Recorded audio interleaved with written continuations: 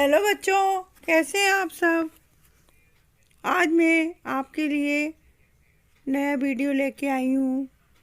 8th grade अभ्यास पुस्तिका भाषा भारती कक्षा 8 का पाठ 24 महर्षि परशुराम। पाठ का नाम है महर्षि परशुराम। इसके बहुविकल्पीय प्रश्न देखते हैं अपन। प्रश्न नंबर 1, महर्षि परशुराम पाठ के आधार पर शस्त्र ज्ञान के साथ साथ किस बल की आराधना आवश्यक है। ऑप्शन ए मनोबल, बी शस्त्र बल, सी शारीरिक बल और डी धन बल। तो इसका आंसर है बी शस्त्र बल। प्रश्न नंबर 2, महर्षि परशुराम ने दक्षिण भारत के उपेक्षित जन समूहों को क्यों संगठित किया था।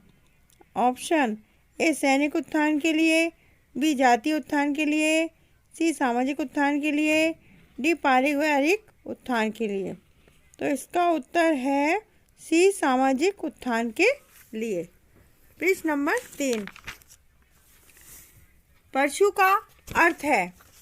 आंसर ऑप्शन ए धनुष, बी खड़ग, सी भाला, डी कुठार।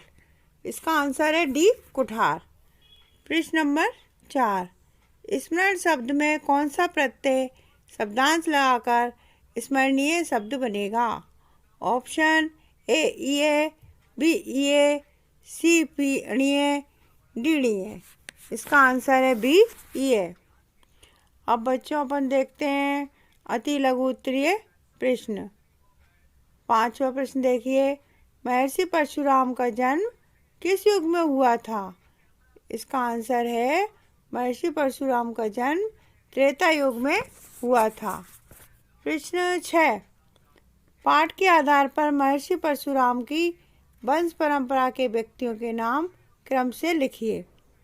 उत्तर, महर्षि परशुराम के पिता थे महर्षि जमदग्नि, माता थी रेणुका, पिता के पितामह महर्षि ऋषिक और प्रपितामह महर्षि भृगु।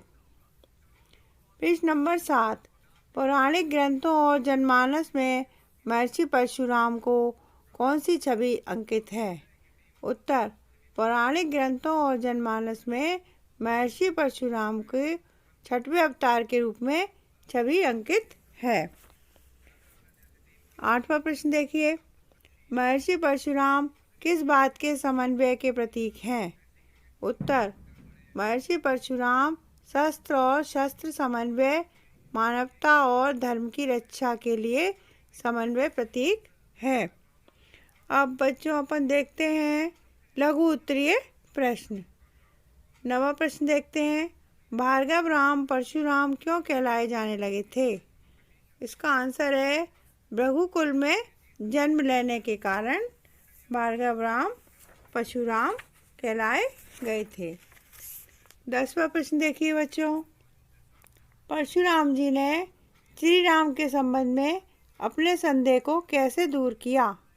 उत्तर, परशुराम ने अपना दिव्यास्त्र शार्दूल नामक धनुष, जो विष्णु का धनुष था, उसे श्री राम के हाथों में देकर उस पर प्रत्यंचा चढ़ाने को कहा।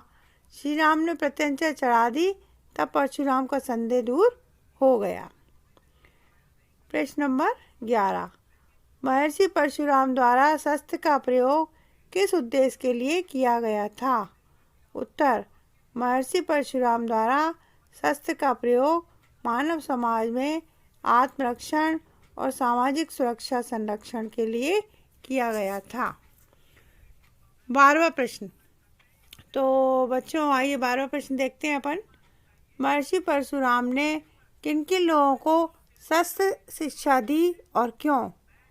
इसका आंसर है महर्षि परशुराम ने द्वापर युग में देवव्रत और द्रोणाचार्य, कर्ण आदि लोगों को शस्त्र की शिक्षा दी थी।